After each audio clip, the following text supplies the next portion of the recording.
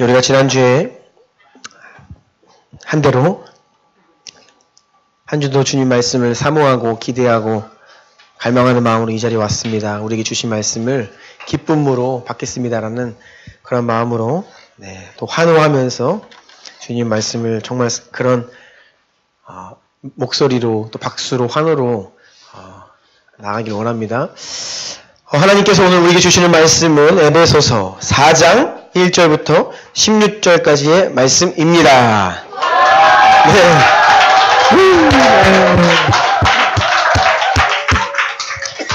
네, 좋습니다. 앉으시면 안 됩니다. 읽고 앉으셔야 돼요. 네. 찾으십시오. 에베소서 4장 1절부터 16절까지의 말씀. 한 절씩 교독하고요. 16절 읽고 나서 다 같이 아멘 하면서 자리에 앉으시면 되겠습니다. 에베소서 4장 1절로 16절까지의 말씀입니다.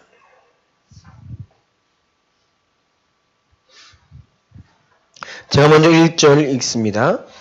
그러므로 주 안에서 갇힌 내가 너희를 권하노니 너희가 부르심을 받은 일에 합당하게 행하여 모든 겸손과 온유로 하고 오래 참음으로 사랑 가운데서 서로 용납하고 평안에 매는 줄로 성령이 하나 되게 하신 것을 힘써 지키라. 몸이 하나요 성령도 한 분이시니 이와 같이 너희가 부르심의 한 소망 안에서 부르심을 받았느니라. 주도 한 분이시요 믿음도 하나요 세례도 하나요 하나님도 한 분이시니 곧 만유의 아버지시라. 만유 위에 계시고 만유를 통일하시고 만유 가운데 계시도다. 우리 각 사람에게 그리스도의 선물의 분량대로 은혜를 주셨나니 그러므로 이르기를 그가 위로 올라가실 때에 사로잡혔던 자들을 사로잡으시고 사람들에게 선물을 주셨다 하였도다. 올라가셨다 하였은즉 땅 아래 낮은 곳으로 내리셨던 것이 아니면 무엇이냐? 내리셨던 그가 곧 모든 하늘 위에 오르신 자니 이는 만물을 충만하게 하려 하심이라. 그가 어떤 사람은 사도로, 어떤 사람은 선지자로, 어떤 사람은 복음 전하는 자로, 어떤 사람은 목사와 교사로 삼으셨으니 이는 성도를 온전하게 하여 봉사의 일을 하게 하며 그리스도의 몸을 세우려 하심이라. 우리가 다 하나님의 아들을 믿는 것과 아는 일에 하나가 되어 온전한 사람을 이루어 그리스도의 장성한 분량이 충만한 데까지 이르리니 이는 우리가 이제부터 어린아이가 되지 아니하여 사람의 속임수와 간사한 유혹에 빠져 온갖 교훈의 풍조에 밀려 요동하지 않게 하려 함이라. 오직 사랑 안에서 참된 것을 하여 범사에 그에게까지 자랄지라. 그는 머리니 곧 그리스도라. 그에게서 온 몸이 각 마디를 통하여 도움을 받음으로 연결되고 결합되어 각 지체의 분량대로 역사하여 그 몸을 자라게 하며 사랑 안에서 스스로 세우느니라. 아멘. 아멘. 감사합니다. 다시 앉겠습니다.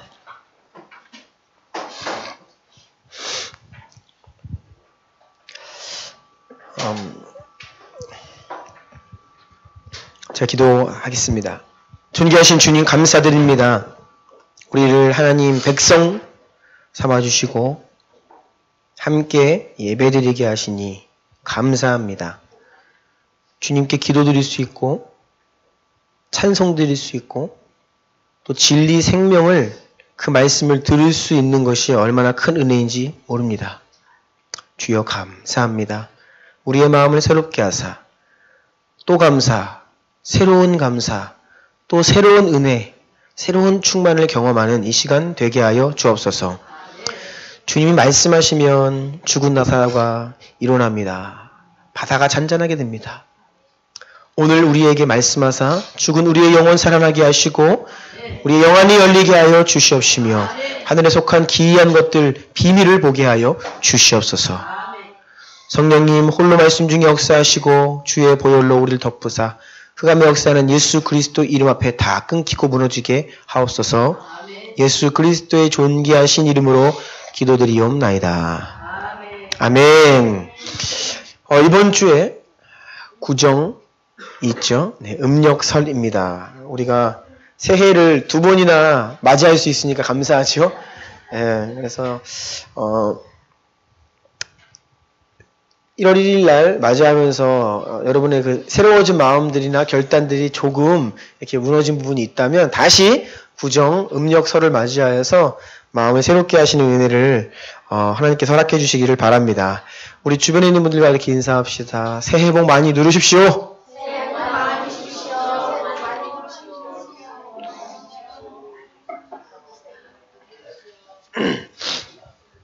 2018년 이번 주에 다시 시작합니다. 네, 좋습니다.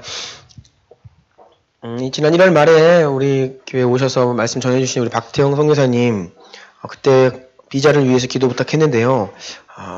비자가 발급이 거부당했습니다. 그래서 이제 관광 비자로 일단은 빨리 신청을 다시 해서 관광으로 일단 들어가서 이제 현지 들어가서 다시 이제 비자 작업을 하려고 합니다. 굉장히 선교지 소식들을 들으면요. 갈수록 어려워지고 있습니다. 이 비자는 선교사님들에게 가장 큰 선교의 장애물이라고 할 수 있는데요. 그렇게 됐습니다. 그래서 계속 기억해 주시면서 기도해 주시고요. 또 호주에 계시는 박정배 오해진 집사님 가정이 지난주에 또 연락이 왔는데 그동안 현지 교회, 지역교회를 섬기면서 그 교회를 통해 종교 비자로 머물고 있었는데요. 호주도 이런 종교법이나 비자 관련된 법들이 엄격하게 바뀌면서 더 이상 비자 연장이 이제 불가능하게 되어서 들어오시기로 하였습니다. 호주에서 사역들 다 정리하시고 4월달 중으로 다시 한국에 돌아오신다고 급히 연락이 왔습니다.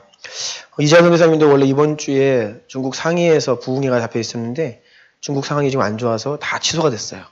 그리고 우리가 기도할 때 소식을 들었지만 2주 전에 중국의 한 지방에 한 교회, 불법교회라고 하여서 나라에서 공안들이 성도들을 못 들어오게 하고 그 교회에 폭탄물을 설치해가지고 철거시켰습니다. 그런 일도 발생하고요.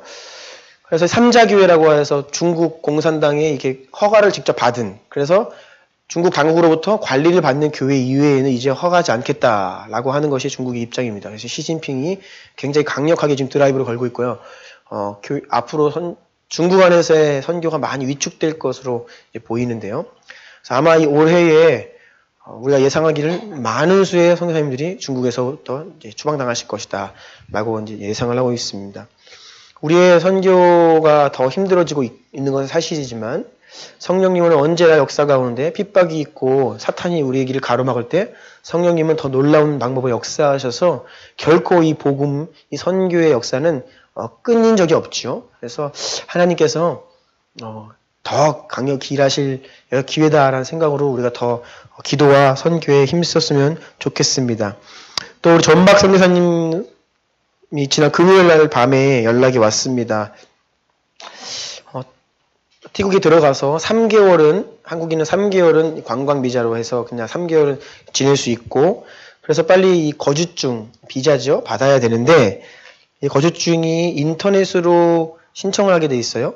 그런데 접속 자체가 되지 않아서 그동안 매일매일 몇 시간 동안 굉장히 노력을 하는데도 이게 열리지 않아서 벌써 간 지가 2달이 넘었잖아요. 그래서 이번 달 안에 그 접수를 해서 인터뷰 날짜를 받으면 그 인터뷰 날짜를 받을 때까지는 또 거할 수 있습니다. 그런데 그것이 나오지 않고 있어서 굉장히 힘들어하고 있던 상황이었는데 지난 금요일 밤에 연락이 오기를 극적으로 열렸다 갑자기 인터넷이. 그래서 6월 달에 그 거주증 비자를 위한 인터뷰 날짜가 나온 거예요. 그런데 세 가족이잖아요. 한 번에 신청에 3명을 신청하는 게 아니라 한 명씩 따로 신청을 해야 되는 거예요. 예를 들어서 존박 선교사님이 신청을 했어요.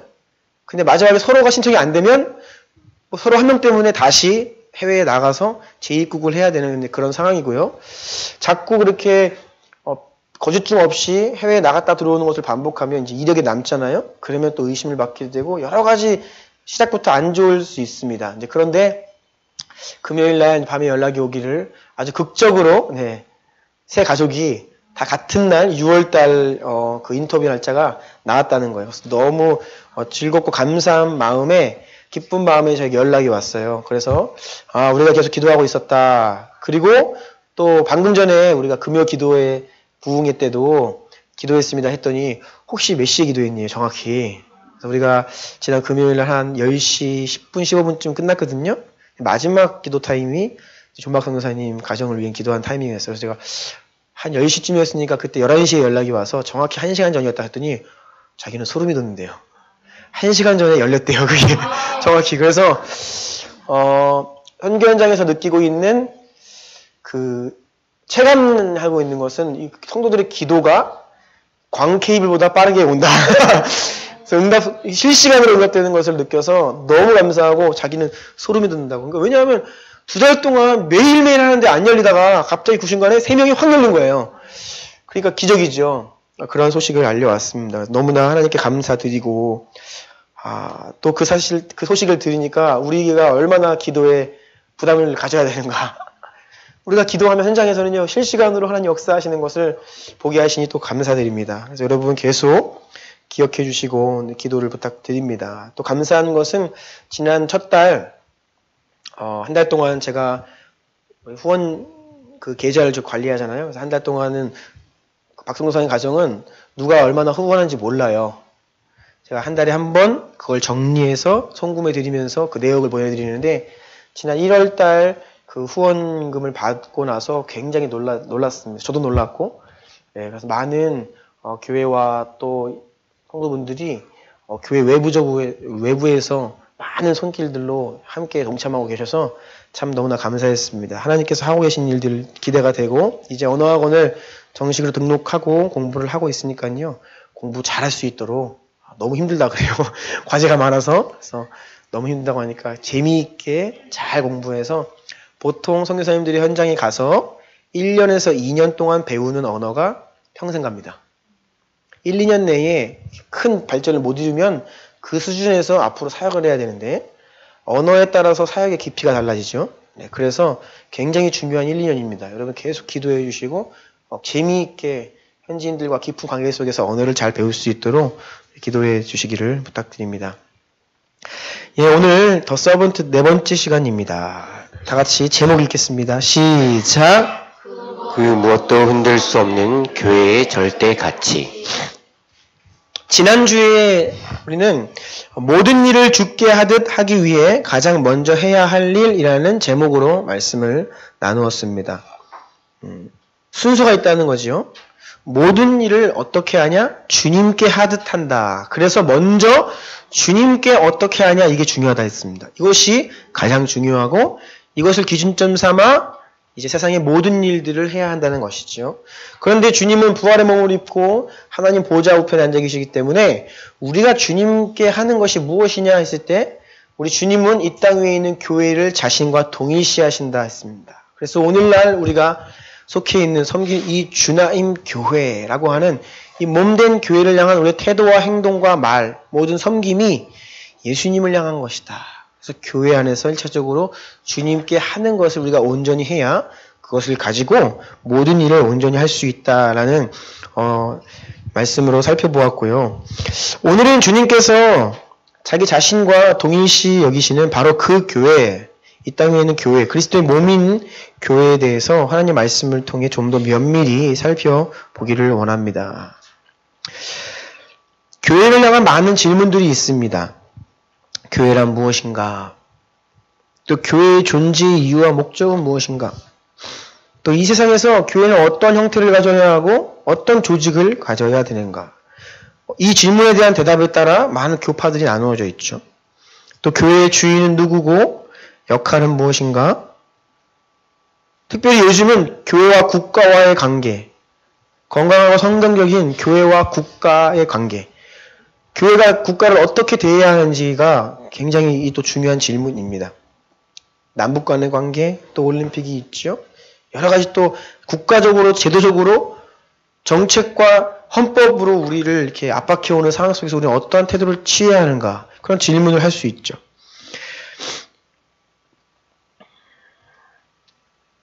모쪼록 우리는 교회에 대한 이러한 수많은 질문에 대해서 성경이 뭐라고 말하고 있는지 우리는 명확히 그 답을 가지고 있어야 합니다.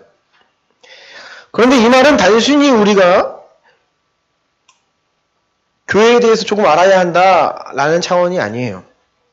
하나님 말씀, 특별히 성경, 신약 성경은 교회에 대해서 많은 내용을, 많은 지면을 교회를 위해 할애를 하고 있습니다. 신약의 서신서들은 전부 교회를 향해 교회가 어떠해야 하는지에 대한 내용들입니다. 가득 차 있어요. 교회에 대한 내용으로. 즉 우리가 성경에 대한 질문에 답을 해야 되는 것은 단순히 누가 물어보니까 준비하는 차원이 아니라 하나님의 말씀인 성경 자체가 교회에 대해 강조하고 있고 교회에 대해 수많은 말들을 하고 있어요. 그래서 우리의 관심 또한 성경의 관심. 네, 우리의 지식 또한 성경이 말하고 있는 것에 맞춰져야 된다는 것이죠. 그래서 우리는 교회, 성경이 뭐라고 이야기하는지 분명히 알아야 합니다. 우리가 교회에 대해 정의를 내려야 되는데 먼저 혼돈하지 말아야 될 또 하나의 단어가 있습니다. 그것은 바로 하나님 나라입니다. 따라해보세요. 하나님 나라. 그럼 하나님 나라와 교회를 혼돈하지 마십시오. 같은 말이 아닙니다. 이것을 같은 개념으로 보면 교회의 특별한 그 가치에 대해서 우리가 놓칠 수가 있어요. 하나님 나라는 간단히 말씀드리면 하나님의 통치가 있는 것입니다. 나라라고 하는 것은 주권이 있죠. 법이 있고 통치라는 권력이 있습니다. 하나님 나라에 있을 때 하나님의 통치하시는 그 영역을 우리는 하나님의 나라라고 해요. 더 나아가서 하나님께서 앞으로 장차 홀로 온전히 다스리시는 그 하나님의 나라를 또 우리는 기대하고 있죠. 주님의 나라 임하소서 할 때 이것이 하나님의 나라인데 하나님이 오늘도 지금도 많은 것을 다스리고 계시지만 그래서 하나님의 나라가 그런 차원에서 이미 우리에게 왔고 우리 안에 있지만 우리는 그분을 홀로 완전하게 다스리시는 하나님 나라를 또한 기대하고 있습니다. 누가복음 11장 20절 말씀 읽어주세요. 그러나 내가 만일 하나님의 손을 힘입어 귀신을 쫓아낸다면 하나님의 나라가 이미 너희에게 임하였느니라. 예. 아멘. 하나님의 손을 힘입어 하나님의 역사하시는 그 자리에 하나님의 나라가 임하였다. 이런 차원에서 하나님 말씀하고 계시는 거고요. 또한 이어지는 누가복음 17장 21절 보면 하나님의 나라는 너희 안에 이미 있다. 라고 말씀하셨어요. 이렇게 하나님의 통치가 있는 곳이 하나님의 나라라고 하는데 하나님의 나라와 교회는 같은 개념이 아닙니다. 교회는 하나님 나라의 일부분이지만 하나님 나라는 교회보다 더 큰 개념이에요. 교회는 더 특별하다고요. 로마서 말씀에 보면 세상의 모든 권세가 하나님으로부터 나지 않음이 없다. 모든 권세는 하나님이 정하셨다라고 말씀하시면서 교회 밖에 하나님을 모르는 영역들, 심지어는 세상의 한복판에도 하나님의 손길이 있다는 것을 말하고 있어요. 그래서 하나님의 나라는 어디나 존재하고요. 하나님을 인정하지 않는 영혼들에게도 그러한 나라에게도 하나님의 손길이 머물고 있습니다. 그런 차원에서 교회 바깥에도 하나님의 나라는 존재해요. 하지만 교회는 하나님의 나라 가운데에서도 매우 구별되고 매우 특별한 특수한 절대 가치가 있는 구별된 곳입니다. 우리가 하나님의 나라라는 이름으로 교회와 이 하나님 나라를 헷갈리면 이 교회의 특성을 상실해요. 그래서 지난 시간에도 말씀드린 것과 연장선입니다. 교회 안에서 하는 것도 예배고 하나님의 일이고 교회 밖에서 하는 것도 삶의 예배고 다 하나님의 일인데 그래도 불구하고 우리가 이것들 교회와 하나님의 나라를 구분하지 않으면 다 똑같아져 그런 차원은 아니에요. 이곳에서 더 특별히 하나님이 절대적으로 가치를 두시고 중요하고 정말은 내 몸이라 하시는 그 교회가 있다는 것이죠. 교회는 구별된 곳이에요. 더 특별한 곳입니다. 삶의 예배가 있지만 교회가 드리는 예배는 더 특별한 것이죠.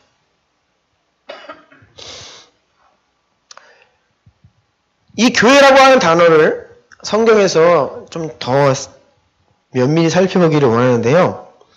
성경을 검색해 보시면 교회라는 단어는 구약 성경에 한 번도 등장하지 않습니다. 다 신약 성경에 등장합니다. 성경 검색해 보세요. 신약 성경에 112번 등장합니다. 교회라는 단어가.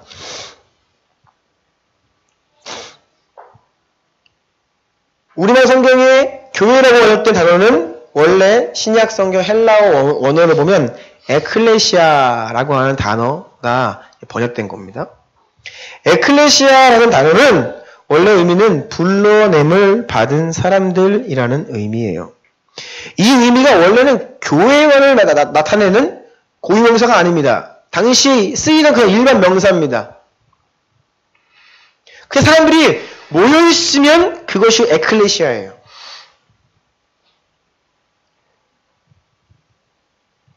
올림픽 개막식 때문에 경기장에 사람들이 모여있죠. 그러면 그 스테디움에 모여있는 사람들을 일컬어 에클레시아다라고 하는 것이 원래 당시 헬라어의 뜻입니다. 그래서 불러내 받은 모여있는 사람들이라는 의미의 에클레시아가 교회로 이제 번역이 되고 있고요.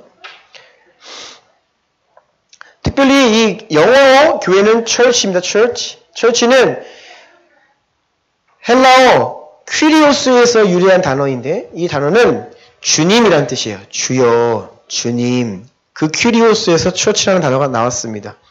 그래서 본래 에클레시아, church 이것들을 종합해보면 교회를 정의하자면 부름받아서 예수님을 주님이라고 부르고 있는 사람들의 모임이다라고 할 수 있죠.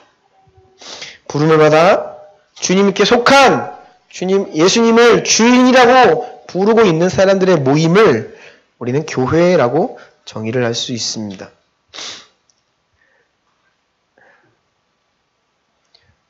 그런데 헬라 원어 성경에 보면 에클레시아라는 단어가 몇 번 더 등장합니다. 특별히 사도행전 19장에 3차례 더 에클레시아라는 단어가 등장하는데 이때에는 교회로 번역이 안 돼 있어요.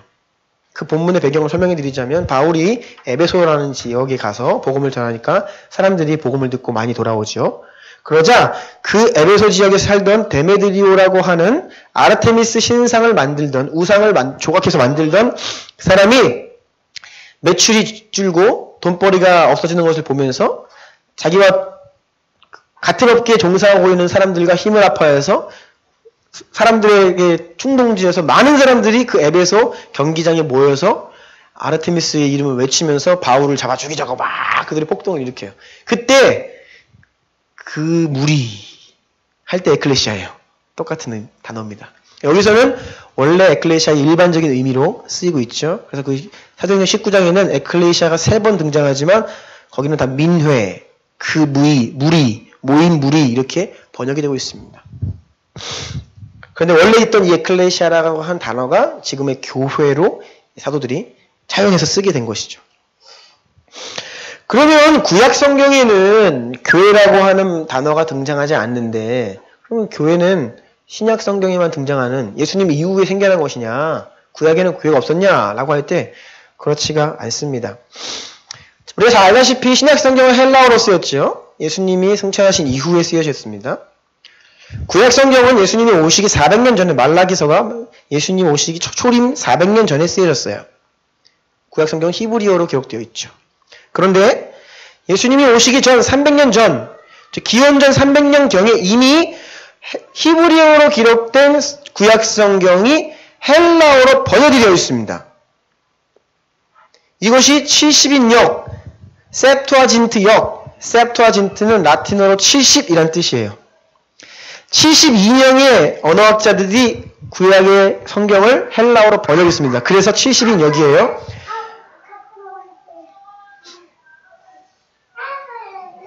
그런데 그 구약 성경을 헬라어로 번역해 놓은 70인역 헬라어 구약 성경을 보면 에클레시아라는 단어가 나온다는 거죠. 그 에클레시아를 그래서 그렇게 추적을 해서 히브리어에 뭐가 에클레시아 교회로 번역이 되었냐 보니까 그림에 보듯이 카할이라는 단어가 바로 에클레시아로 번역이 됩니다. 이것은 총회, 이스라엘 사람들의 회의 중 그런 말이에요. 그러니까 이 에클레시아라는 말과 똑같은 말이죠. 그런데 이 카할이라는 단어는 또 여러 경우에 시나고게라는 헬라어로 번역이 됩니다. 좀 헷갈리세요? 시나고게는 회당이라는 뜻입니다. 회당. 그래서 카할이라는 단어가 에클레시아 교회로 번역이 되고 또 시나고게 회당으로 번역이 돼요. 그리고 또 시나고게로 번역되는 단어를 보니까 에다라고 하는 단어는 늘 회당으로 번역이 됩니다. 그래서 이러한 과정에 의해서 신약 성경에서 교회를 나타내는 단어는 에클레시아가 있고 구약 성경에서는 카할과 에다 이 두 단어가 바로 교회를 의미한다라고 볼 수 있는데 우리가 여기서 주의할 것은 카할이라는 단어는 하나님께서 이스라엘 백성들을 부르세요. 신앙생활으로. 내가 너희와 이제 언약을 맺겠다 라고 하실 때 그 모인 무리들을 일컬을 때 카할이라는 단어가 많이 쓰이고요. 에다라고 하는 단어는 회막을 중심으로 그 장소를 중심으로 하여서 모일 때의 개념입니다. 제사를 드리러 나갈 때 이 에다라는 단어가 쓰이고요. 예배드리기 위해 모이는 장소적인 개념으로 쓰일 때 에다가 쓰인다는 거죠. 그래서 여러분 오늘날 교회는 건물이 아니다. 이 맞아요. 성전은 더 이상 건물이 아니라 우리가 성전이다. 맞는 말입니다. 그런데 성경적으로 이게 따지고 들어가면요. 어쩔 수 없이 믿는 자들이 모이는 공간이 있죠. 그래서 이 교회라고 하면 공간적인 의미를 배제할 수는 없어요. 건물이 교회는 아닙니다. 그런데 그 부름받은 하나님의 사람들이 모이는 그 곳, 회당, 예배당도 이런 교회의 의미에 더러 들어가 있다는 것이에요. 그래서 우리가 이 공간적인 의미를 무시할 수가 없습니다. 그래서 건물이 성전이냐 사람이 성전이지라고 하면서 성전이라는 말을 비판하는 사람들 중에 너무 이 장소적인 개념을 다 없어요. 그래서 이 제도권 지역 교회가 모이는 이 공간 자체를 이렇게 너무 폄하하거나 그것이 중요한 게 아니다라고 하면서 공간의 의미를 너무 축소시키는 경우도 있는데 그건 잘못된 것입니다. 제가 지난 주중에 친구 한 명 만났는데 이 친구가 이제 얘기를 하더라고요. 어떤 교회 갔더니 홍대에서 클럽을 빌려서 예배를 드리는 교회인 거예요. 그래서 이제 얘기를 하기를 물론 건물이 교회는 아닌데 그 주일날 새벽까지 사람들이 술, 담배가 딱 들어가면 벌써 술 냄새가 확 나는 거죠. 담배에서 술 냄새가. 그 가운데에서 열심히 청소를 하고 주일날 예배를 드려도 벌써 앉아서 찬양을 부르는데 담배에서 술 냄새가 막 들어오는 거예요. 자신은 잘 모르겠다는 거예요. 아무리 뭐 공간에 우리가 초월할 수 있다지만 그냥 환경 자체가 그렇고 하니까 뭐 집중도 안 되고 너무 산만한 거 아니냐. 그래서 교회는 예배당은 따로 있어야 되는 거 아니냐. 그런 얘기를 하더라고요.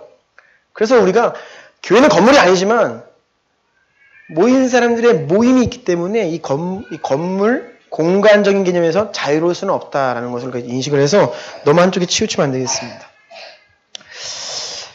그래서 수도관 집사님께서 설교를 하실 때에도 이 구약에 교회라는 단어는 등장하지 않지만 모세가 이스라엘 백성들을 이끌고 시내산에 나아갔을 때 이 광야에 거하던 이스라엘 백성들의 모임을 일컬어 스데반 집사님은 광야 교회다라고 얘기를 해요. 그래서 구약에도 이 교회가 존재했다라고 우리는 알 수 있죠. 어쩌 이런 교회의 의미를 이렇게 찾아본 겁니다. 신약 성경과 구약 성경에서 믿는 사람, 세상으로부터 구별된 하나님 백성들의 모임을 교회라고 할 수 있습니다. 큰 입원입니다. 교회는 하나님의 본래 계획이 회복되는 곳이다. 인간은 본래 하나님 안에 살도록 창조되었습니다. 하나님과 친밀한 교제를 누리며 하나님과 대화하며 하나님 안에 거하며 하나님의 음성을 들으며 하나님께 순종하며 하나님의 기쁨이 되는 그런 존재로 창조받았지요. 그런데 첫사람 아담이 범죄한 이후에 모든 사람이 죄와 허물로 영적으로 죽었기 때문에 그 하나님과의 관계가 단절되었습니다. 그래서 우리가 지음받은 목적, 그 본래 인간의 존재의 이유, 정체성을 다 잊어버렸어요. 왜 사는지를 모릅니다. 하지만 둘째 아담으로 오신 예수 그리스도께서 십자가 위에서 우리의 죄 문제를 해결하시고 본래 하나님 안에 살도록 하나님과 교제하며 하나님을 위해 살도록 존재받은 우리가 그 본래의 목적과 정체성을 상실했는데 예수께서 그것을 회복시켜 놓으셨다. 그래서 예수님 안에서 우리의 존재 이유를 알 수 있고 우리의 본질적인 정체성이 회복되었는데 바로 이러한 회복이 일어나는 곳이 교회다라는 거예요. 하나님은 교회를 통해 이 땅에 무너진 것들을 일으키시고 단절된 것을 다시 연결시키시고 회복시키시는데 교회를 사용하신다는 거예요. 교회 안에서 그 일이 일어난다는 것입니다. 여러분, 우리가 하나님의 백성으로서 하나님의 자녀로서 이 신분을 회복하는 사건이 얼마나 놀라운 사건인지 아십니까?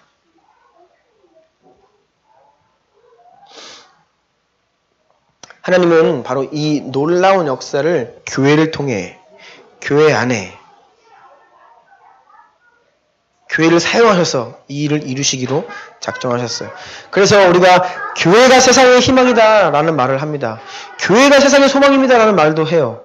그 말은 다른 게 아니에요. 온 세상이 지금 하나님을 대적하고 하나님을 떠나 있어요. 회복되어야 하는데 어떻게 일어나냐? 그 회복이 하나님의 교회를 통해 그 일을 이루시기 때문에 교회가 소망이죠. 그런 의미에서 교회가 본연의 모습을 떠나고 교회가 정신을 못 차리면 하나님의 그 회복의 역사가 가로막히는 겁니다.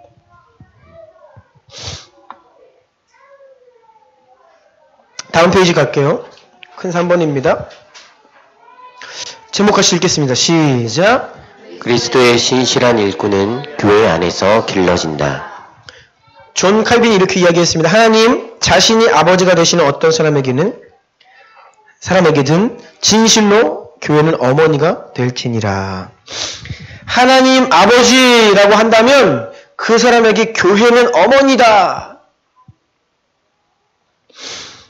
이 땅에 사는 동안 교회는 모든 성도들에게 어머니의 역할을 합니다.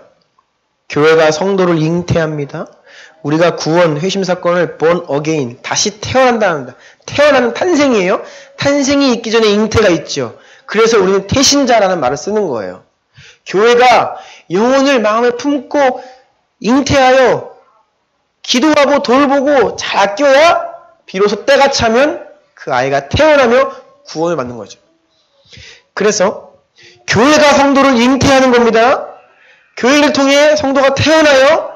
그럼 교회는 어머니가 되어서 젖을 먹이고 기르고 마지막 주님 오시는 그날까지 보호하고 양육하는 이 일들을 감당하게 됩니다. 이런 어머니가 되는 교회, 어머니의 역할을 하는 교회, 이단이 말하는 어머니 하나님 말고요. 네. 하나님 얘기하는 거 아닙니다. 네. 어머니 하나님 없습니다. 네. 어머니의 역할을 하는 교회. 이 부르심을 예외 없이 모든 그리스도인들이 동일한 부르심을 받았다는 거예요. 오늘 본문 말씀 4절 읽어주세요. 몸이 하나요 성령도 한 분이시니 이와 같이 너희가 부르심의 한 소망 안에서 부르심을 받았느니라. 아멘. 지금 읽은 말씀 보세요. 우리 모두가 하나님의 자녀로 그리스도의 몸으로 교회 공동체의 일원으로 동일한 부르심을 받았다는 의미가 있는 거예요. 몸이 하나된 몸으로 부르심 받았기 때문에 동일한 부르심을 이루어 가야 한다라는 말씀입니다.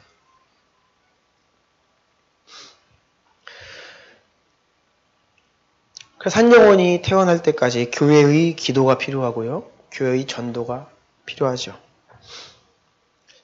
여러분, 기도 좀 많이 해주십시오. 우리 교회에 함께 예배 드리다가 지금 예배 자리에 보이지 않는 분이 계시죠. 그리고 또 지난주에도 우리가 아이들과 함께 남북 청소년 연합집회 다녀왔는데 우리 지원이가 지난주에 그 갔다 와서 우리 광성 목자한테 이제 장문의 카톡을 보냈어요. 자기는 아닌 것 같다고 이제 그렇게 얘기를 하더라고요. 주변에 교회 다니는 사람 많아서 권유를 받아서 어떻게 해서든 뭐 한번 믿어보려고 열심히 나름대로 노력을 했는데 자기는 안 믿겨진다는 거예요. 자기한테는 해당 사항이 아닌 것 같다.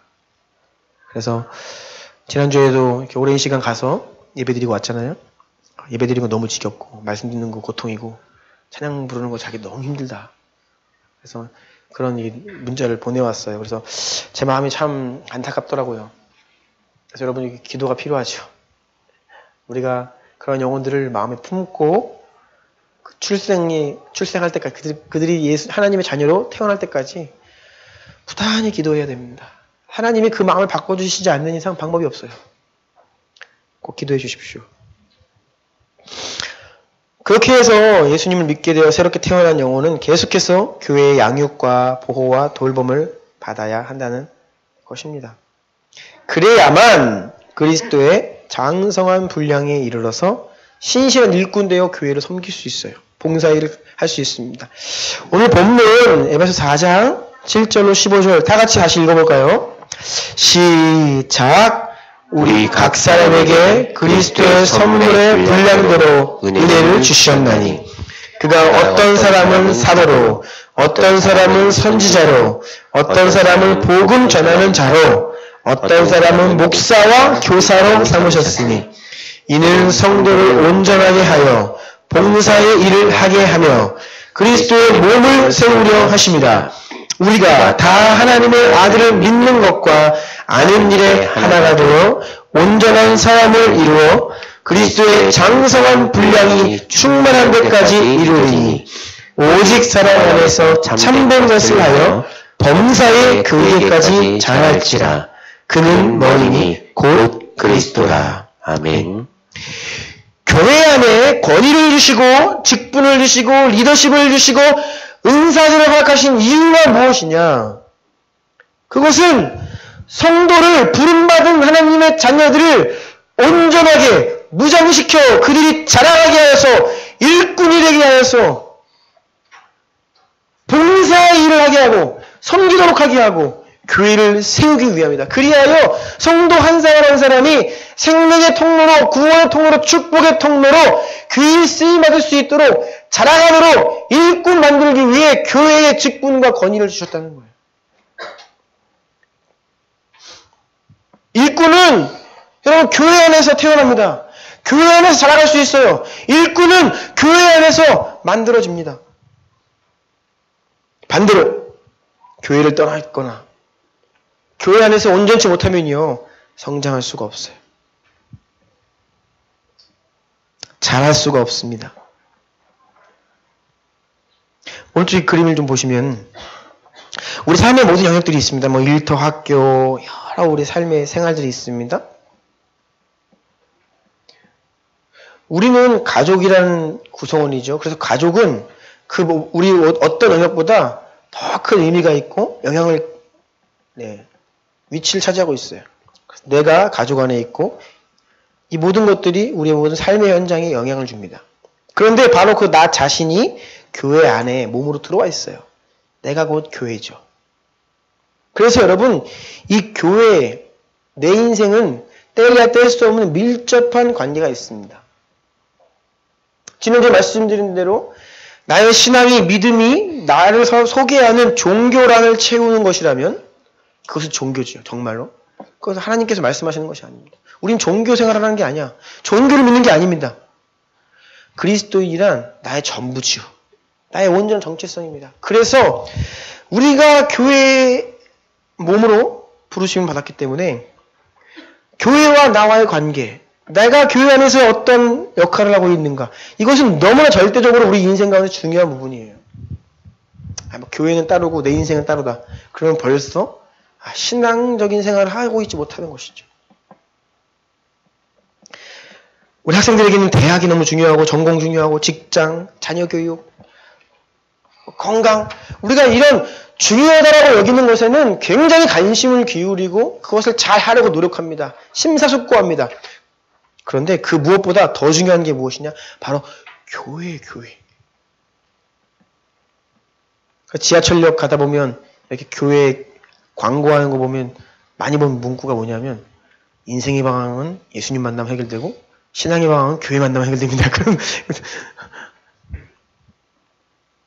교회가 정말 중요해요. 신앙이 내 인생의 어떤 영역에 신앙의 한 부분이라면 교회는 그냥 그만큼밖에 안 되죠. 그런데 나의 존재 자체가 그리스도인, 신앙은 나의 존재 자체를 정체성이라고 하면 교회는요 그만큼 우리에게 절대적으로 중요한 곳이기도 합니다.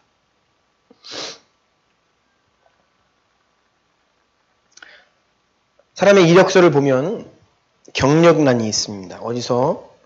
언제부터 언제까지 이 회사에서 어떤 일을 했는지를 기록하게 되어 있습니다. 그런데 만약에 어디 가서 한 6개월, 3개월 이다가 옮기고 했다라고 하면 그 사람은 다른 회사에 취직 못합니다. 아마도 뻔하거든요. 여기 와서 좀 마음에 안 들면 나가겠다라고 느낄 수 있죠. 그래서 우리 사역자들도요. 어느 한 교회에 통상적으로 한 3년을 봐요. 미우나 고우나 3년은 버텨야 된다. 그래서 3년 이내에 교회를 사역지를 옮긴 이력이 있으면 무언가 문제가 있나라고 이제 봐요. 그런데 그 옮기는 것뿐이 아니라 그 교회에서 어떤 역할을 했는가. 우리 신앙의 이력, 여러분 지금까지 인생을 살아오시면서 여러분이 몸담고 섬기셨던 그 교회, 또 그 가운데서 여러분 만약 이력서를 쓴다면 그 교회에서 어떤 역할을 했는가, 무슨 기능을 했는가 하는 것을 한번 생각해 보실 필요가 있습니다. 왜냐하면 교회를 향한 것은 주님을 향한 것이기 때문에 그것이 나의 신앙 이력을 이야기해 주고 있어요. 누군가가 주님을 경험했습니다. 주님과의 그 은혜를 경험하고 주님을 사랑합니다 라고 할 때 그 말이 그저 감동적인 말인지 아니면 정말 진심된 말인지를 검증할 수 있는 객관적인 증거가 몇 가지 있는데 그 중에 매우 주요한 것 중에 하나는 자신이 속한 교회를 어떻게 대하고 있느냐입니다. 여러분 정말로 목숨을 바쳐 마음을 다해 교회를 섬긴 경험이 있다면 아마 주님의 그 만나주신 인격적인 사랑을 경험한 사람일 거예요. 주님을 만나고요. 은혜를 경험하면요. 우리 주님을 향한 사랑이 내가 몸담고 있는 교회를 향한 사랑으로 반드시 이어지게 되어 있습니다. 그래서 열렬히 교회를 섬기게 돼요. 과거에 그런 경험이 있느냐라고 했을 때 네, 있어요 라고 하면 그 영혼은 주님의 사랑을 경험했을 가능성이 크죠. 또한 이것은 지금 현재 진행형 질문이기도 합니다. 당신께서 지금 교회를 어떻게 섬기고 계십니까? 라고 하는 질문은 지금 주님을 얼마나 사랑하고 계십니까? 라고 하는 질문과 통하는 질문이기도 합니다.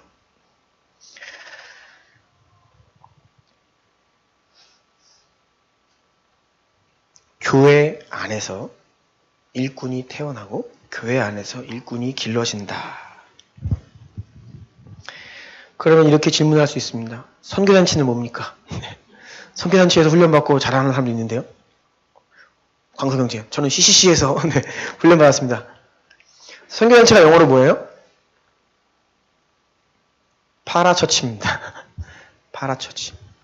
엄밀한 의미에서 우리가 생각하는 그 정통 교회의 모습은 아니지만 그것도 교회와 같은 교회의 역할을 하는 우리말로는 선교단체지만 영어로 보면 파라처치예요.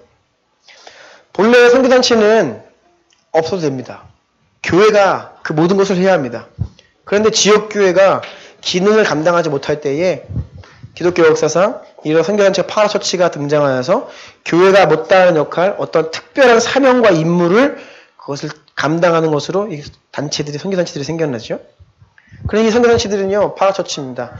이것도 어떻게 엄밀히 말하면 교회예요. 그래서, 로컬 처치, 그 지역 교회들과 이 선교단체가 긴밀히 연합되어 나가지 않으면 이러한 단체들은 결국 곁길로도 가게 됩니다. 왜? 그들도 하나의 교회이기 때문에 정통 교회와 다른 노선으로 가면 안 된다는 거죠.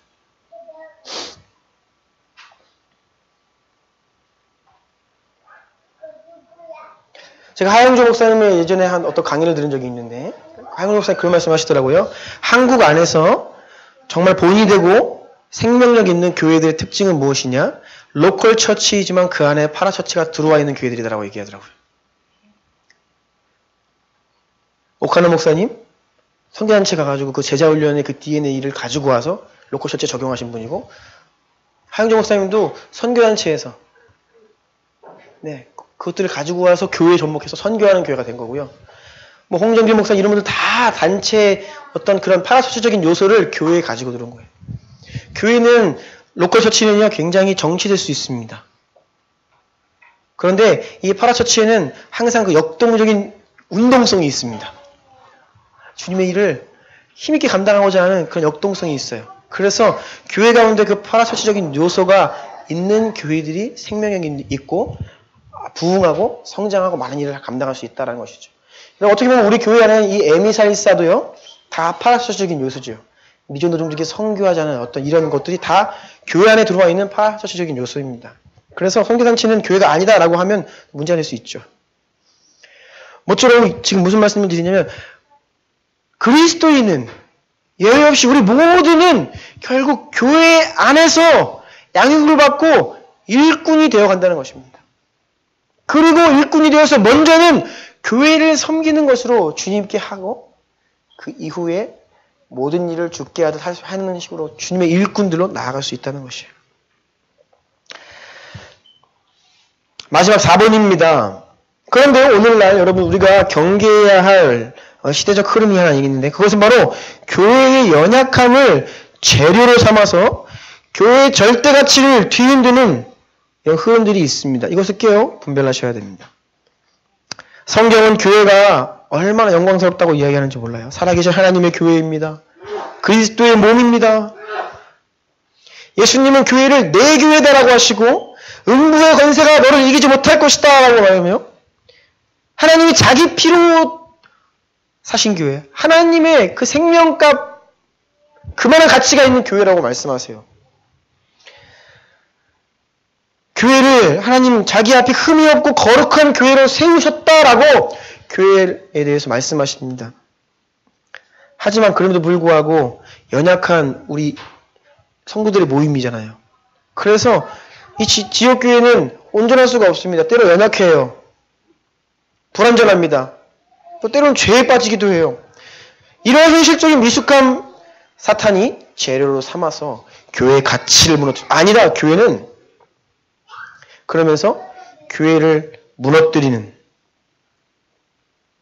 교회의 가치를 흔드는 일을 사탄이 하게 되는데 오늘날 알게 모르게 이러한 시대적 흐름에 동참하는 사람들이 많이 있어요.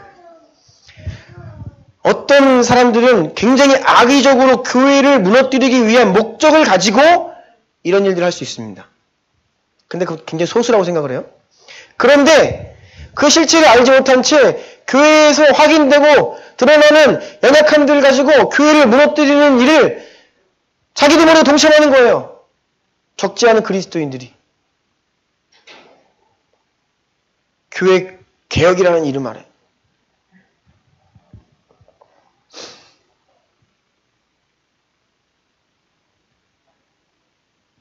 우리는 반드시 기억해야 됩니다. 그것은 예수님께서 교회를 세우셨고 진리를 그 교회에 위탁하셨고 또 은혜와 축복의 약속을 교회에 하셨습니다. 그리고 교회가 무너지면요 우리는 어머니를 잃어버리는 거예요. 어린 아이가 어머니를 상실하면요 어떻게 됩니까? 양육 자라날 수가 없어요. 길 잃은 자가 됩니다. 그런데 이 교회의 절대 가치를 깎아내리는 시대적 흐름 때문에 어떤 현상이 발생하냐? 나 예수님 믿지만 교회는 안 가요. 라고 하는 이상한 그룹들이 생겨나는 거야. 어떻게 예수님을 믿는데 교회를 안 갑니까? 내가 교회니까. 교회는 건물이 아니니까. 제도권 교회는 이거는 뭐 인간의 조직이니까. 라는 말들로 다양한 이유들로 오늘날에 우리에게 기독교 역사 가운데 흘러내려오고 있는 이 귀한 교회라고 하는 이것을 무시하고 폄하하고 나홀로 신앙생활을 하는 사람들도 있고 그러면요 반드시 성장이 가로막힙니다. 자라갈 수가 없어요. 이상한 형태의 되고 맙니다. 말씀 마무리하려고 합니다. 여러분, 교회는 우리의 생각보다 훨씬 위대하고 영광스럽습니다. 네, 우리의 판단보다 하나님은 훨씬 교회를 영광스럽다고 말씀하십니다. 특별히 우리가 이 준환교회 멤버십으로 부르심 받았습니다. 교회의 연약함이 많다 할지라도 이 교회는 하나님의 영광스러운 교회입니다. 여러분이 이 교회를 주님께 하듯 대하고 또 이 교회의 권위 아래서 양육을 받고 자라나면 여러분 스스로가 성장할 뿐 아니라 여러분이 또 이 교회를 더 든든케 하고 그 모든 것들이 각 마디가 하나님으로부터 힘을 받고 영양분을 공급받아 교회가 아름답게 세워져 나아가는 것이죠. 이것이 교회가 잘 되고 성도가 잘 되고 하나님의 뜻이 이 땅 가운데 이루어지는 방법입니다. 결코 오늘날 이 교회를 향한 잘못된 흐름에 동조하지 마시고 흔들리지 마시고 그럼에도 불구하고 주님의 몸된 교회는 영광스럽습니다라고 고백하며 이 교회 가운데 여러분이 든든한 일꾼으로 계속해서 서 나아가기를 축복합니다. 기도하기를 원합니다. 여러분 저는 믿습니다. 그것은 하나님께서 마지막 때에 우리가 할 수 없는 상황 속에서 큰 부흥을 주시사 그 부흥의 한복판에서 성령을 받고 말씀과 성령으로 충만케 된 하나님의 부흥의 사람들을 통해 이 땅을 재건하시고 새롭게 하시고 역사하실 것을 저는 믿어요. 그래서 올해 우리 교회에 주신 기도 제목이 뭡니까? 새로운 부흥의 일꾼 되는 것입니다. 하나님이 반드시 허락하실 그 마지막 때의 큰 부흥의 일꾼 되어야 합니다. 여러분 부흥이 아무리 강력히 임해도요 그 부흥을 방관하고 구경꾼으로 머무는 자들이 있습니다. 교회 나온다고 다 똑같은 부흥을 경험하는 것이 아닙니다. 우리는 그 부흥의 일꾼 되어야 합니다. 어떻게 보면 많은 수가 아닐 수 있습니다. 적은 수일 수 있어요. 많은 교회가 많은 사람들이 믿음을 떠난다 할지라도 우리가 남은 자들이 되어 그 부흥의 일꾼이 된다면 하나님은 우리를 통해 놀라운 일을 행하십니다. 선교 현장에서 비자의문이 막히고 선교사님들이 다 쫓겨나가는 이런 상황 가운데 성령님은 부흥의 일꾼들을 통해 역사하신다는 거예요. 통계학자들이 기독교 이제 인구가 우리 개신교 인구가 앞으로 뭐 3분의 1, 4분의 1로 지금 줄 것이라고 얘기를 하고 있는데 여러분 그것이 문제가 아닙니다. 내가 준비되느냐. 2만 명, 3만 명이 모여있는데 하나님은 돌려보내서 300명만 남기시고 기도원의 용사들을 통해서 역사하시는데 그들의 손에 창과 칼이 들려있던 것이 아닙니다. 횃불을 들고 항아리를 들고 전쟁터에 나가라고 해요. 말이 안 되잖아요. 300명 가지고 전쟁을 치르는데 무기 하나 없는데 나가라고 하십니다. 그럼에도 불구하고 하나님은 그를 통해 위대한 군대를 쓸어버리십니다. 중요한 것은요, 아무리 적은 자라 할지라도 믿음을 지키고 하나님께서 마지막 때에 일으키실 그 대부흥의 일꾼이 되길 원한다고 일꾼으로 길러지고 준비된 그 영혼들을 통해 하나님 역사하십니다. 영광스러운 교회, 주나의 교회가 비록 작고 연약해 보이지만 하나님은 이 교회를 영광스럽다 하십니다. 그 무엇과도 바꿀 수 없는 예수 그리스도의 피가 쪼고 사신 이 교회를 통해 하나님은 일꾼들을 일으키실 것이고 그 일꾼들을 통해 놀라운 일을 하실 것입니다. 우리가 좀 그런 마음으로 이 교회를 위해 기도합시다. 그리고 이 교회는 여러분 자신들입니다. 주여, 제가 이 교회에서 성장하고 그리스도를 닮아가고 장성한 분량에 이르고 일꾼 되기 원합니다. 그리고 몸된 교회를 주께 하듯 잘 섬기게 하시고 우리의 삶이 그러면 회복되게 하시고 또 우리를 통해 이 교회를 통해 놀라운 역사 허락해 주십시오. 이러한 마음으로 한번 간절히 주의 이름으로 기도하기를 원합니다.